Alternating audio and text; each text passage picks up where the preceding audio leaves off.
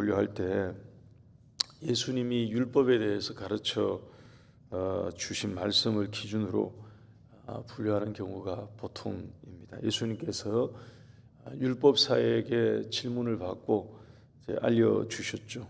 가장 크고 첫째 되는 계명은 하나님을 사랑하라는 것, 그리고 그 다음 계명, 두 번째 계명은 내 이웃을 사랑하는 것이다라고 말씀을 주셨는데, 그것을 기준으로 이 10가지 계명, 10계명을 나누곤 합니다. 1계명에서 4계명까지를 보통 하나님과의 관계에 관해서 주신 그런 계명이라면, 그 나머지의 계명들은 이제 이웃과의 관계, 사람과의 관계에 대해서 주신 명령으로 우리가 이해하곤 합니다. 근데 그 사이에 있는 오늘 이 본문에 해당되는 제 5계명이죠.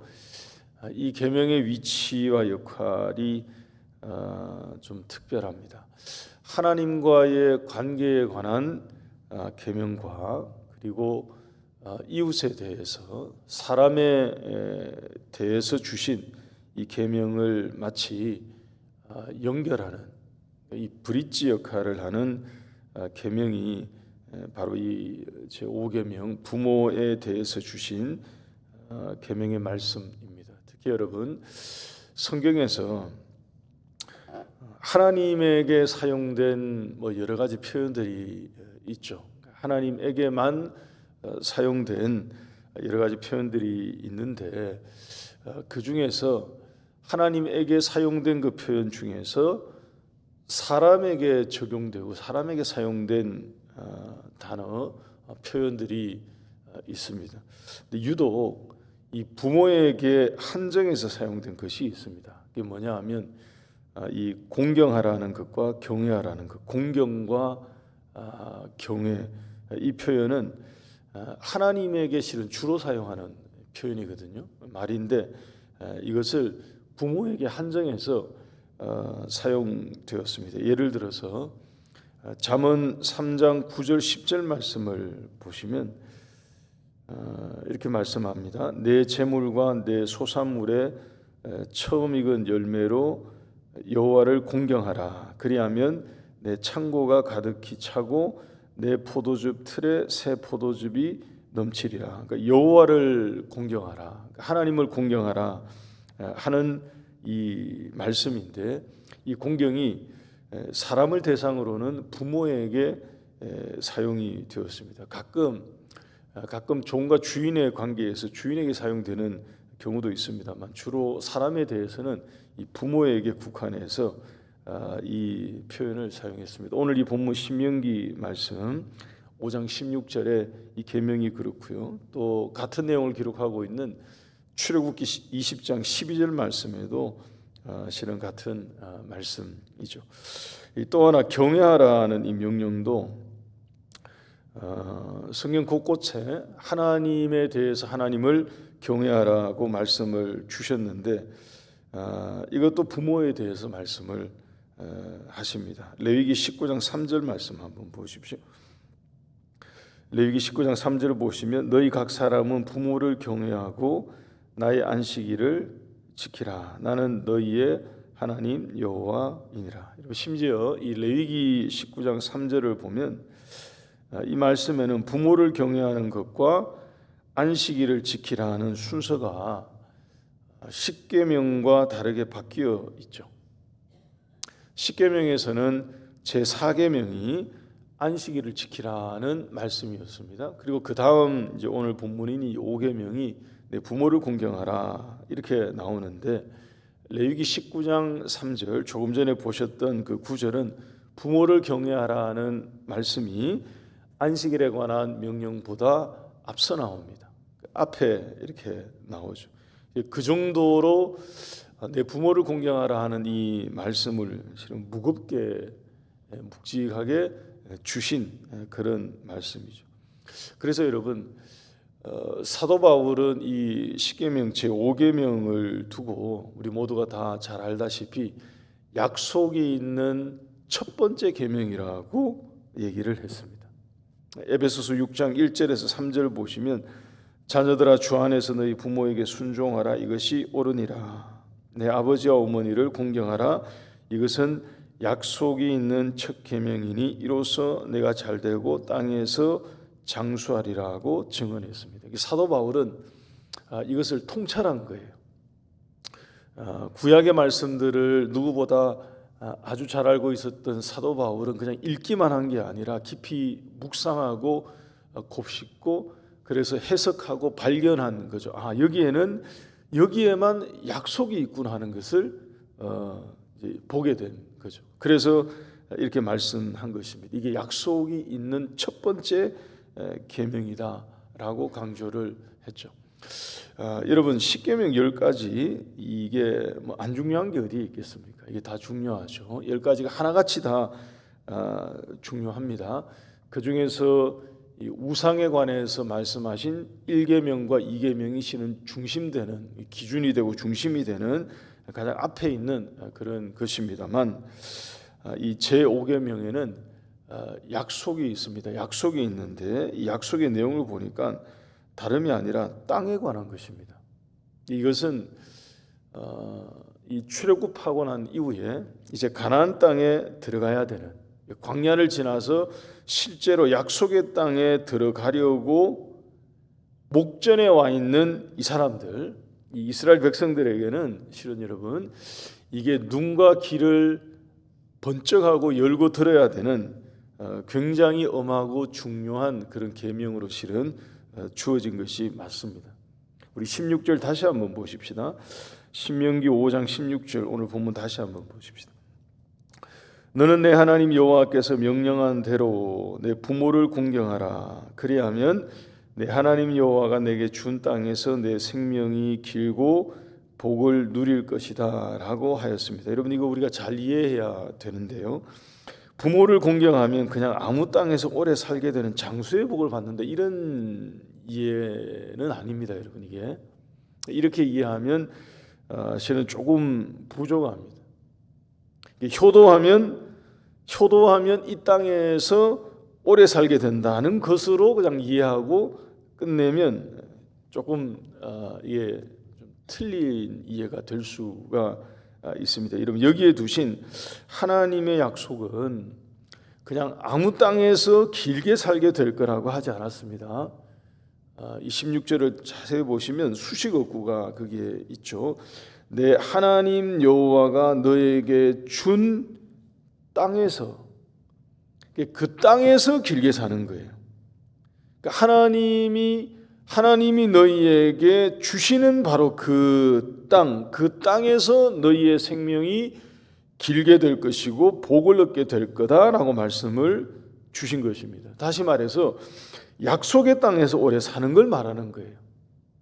여러분 이스라엘 백성들이 계명을 떠나고요, 하나님 말씀을 떠나고 그리고 불순종하며 살다가 이방 땅에 끌려가서 그 땅에서 길게 살고 오래 사는 것 여기 해당되는 복이 아닌 것입니다. 여러분 그게 어떻게 복이 되겠어요?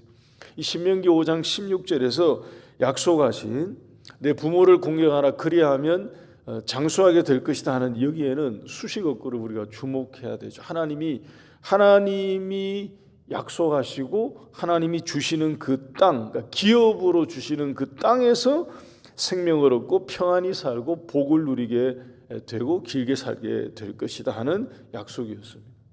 바꿔 말씀드리면 이제 가나안으로 들어가는 이들에게 하나님이 내가 너희에게 준 그 땅에서 생명이 길고 복을 얻게 될 것이다 하는 것은 다른 계명이 아니고요, 부모를 공경하라는 이 명령을 조건처럼 달아서 주신 약속이 그래서 이 땅에 들어가면 그 땅에서 길게 살게 될 것이다 하는 것입니다. 그러니까 부모를 공경하여 그 땅에 들어가서 부모를 공경하여 살면 그 땅에서 오랫동안 평안 가운데 살게 될 것이다 라고 말씀을 주신 것입니다. 이게 필요한 이유가 뭐냐 하면 여러분 가정적으로 또 윤리적으로 특별히 효를 강조하는 우리 한국 정서에서는 이게 더더욱 연결되는 점이 큽니다. 그래서 효를 교육으로 하는 기관에서는 실은 이런 부분을 가지고 하기도 하거든요. 그래서 일리가 있고요, 할 수 있는 부분인데 제가 지금 설명을 드리는 부분은 하나님께서 이 약속을, 이 명령을, 부모를 공경하라는 이 명령을 약속의 조건처럼 붙여서 부모를 공경하게 될 때 너희들이 들어가는, 지금 들어가려고 하는 그 땅에서 생명이 길고 복을 받게 될 것이다 라고 하신 데는 근본적인 이유가 있습니다. 여기는 하나님의 뜻이 담겨져 있죠. 여러분, 당시에 모든 신앙교육은 가정에서 이루어졌습니다.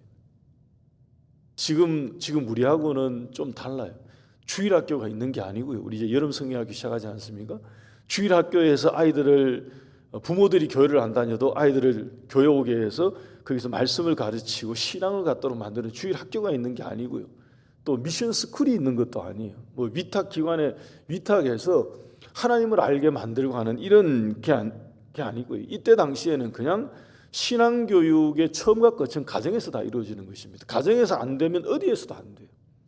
가정에서 아이들이 아버지 어머니로부터 하나님에 대해서 들어야 되고요, 말씀을 듣고 암송을 해야 되고요, 거기에서 신앙교육을 받고 하나님을 믿게 되는 이런 일이 그냥 가정에서 돼야 되는 것입니다. 근데 만약에 자녀들이 부모의 훈계를 듣기 싫어해요, 부모를 통해서 알려지는 말씀의 가르침을 받기 싫어하는 것입니다. 그러니까 어떤 것도 되지 않는 거죠. 율법의 가르침을 이어받아서 이스라엘 공동체가 하나님의 공동체로 존속되고 이어가야 되는데, 가정에서 자녀들의 부모를 통해서 주어지는 말씀의 훈계를 듣기 싫어서 귀를 막아버리면 이것은 그냥 끊어지는 것입니다. 이스라엘 공동체가 그냥 멈추게 되는 거죠. 존속할 수 없게 되는 것입니다. 제5계명에 담겨진 이 하나님이 여기에 두신 뜻을 우리가 바르게 볼 필요가 있습니다. 이게 너무 중요했던 거죠. 그래서 위치도 가운데 딱 들어 있습니다. 하나님에 관한 계명을 이어서 사람 사이에, 공동체 사이에 이 하나님에 관한 이 신앙이, 계명이 어떻게 이어져야 되는지 그 브릿지 역할이 딱 중간에 딱 들어가 있는 이런 거죠. 너무너무 중요했던 것입니다. 마지막 보루와 같은 것이 바로 이거죠. 사사기에 가면 여러분 이 결과가 그냥 딱 드러나게 됩니다. 다음 세대가 다른 세대가 되는, 어디에서 안 되는가 하면 이 다음에 이어져야 될 이 후손들이 신앙교육을 이어받지 않는 거죠. 다 제5계명에 실은 미스가 생긴 거고요, 여기 결함이 생긴 거고요, 여기 위배된 것이고요. 이게 안 되니까 그 다음이 안 되는, 하나님의 약속이 거기에 있었습니다. 내 부모를 공경하라. 그렇게 하면 너희들이 들어가는 이 땅, 하나님이 약속으로 준 이 땅에서 너희들의 생명이 길게 될 것이고 여기서 복을 얻게 될 것이다 하는 이 계명이 너무 정확한 그런 것이었는데, 들어가서 그들은 부모를 통해서 전달되는 말씀의 가르침과 훈계와 양육을 실제로 온전히 받지 않은 그런 것이죠. 거부했던 그런 것입니다. 사도 바울은 한 번 더 이것을 하나님의 의도와 의미를 명확하게 파악했던 것으로 보입니다. 그래서 우리 조금 전에 봤던 에베소서 6장 1절에서 3절 말씀에 나왔던 그 내용을 보게 되면 사도 바울은 내 부모를 공경하라 하는 그 표현을 살짝 바꾸죠. 내 부모에게 순종하라고 말합니다. 정확하게 이해했던 거예요. 이 구약에 담겨진 하나님의 의도가 내 부모를 공경하라, 경외하라 한 여기에 담긴 하나님의 의도가 무엇인지를 정확하게 간파했던 것으로 보여집니다. 그러니까 부모를 통해서 주어지는 하나님의 말씀의 가르침에 순종하라는 얘기예요. 여기에 순종이 일어나지 않으면 이게 안 된다는 것을 깨달았던 거죠. 그래서 에베소서 6장 4절 말씀 한번 보시면 부모에 대한 명령에 이어서, 자녀에 관한 명령에 이어서 부모에 대해서 자녀를 두고 하신 말씀에 다른 걸 얘기하지 않고요, 오직 주의 교훈과 훈계로 양육하라고 얘기하죠. 이게 이어지면서 이게 바로 5계명에 담겼던 의도를 정확하게 담은 것으로 보여집니다.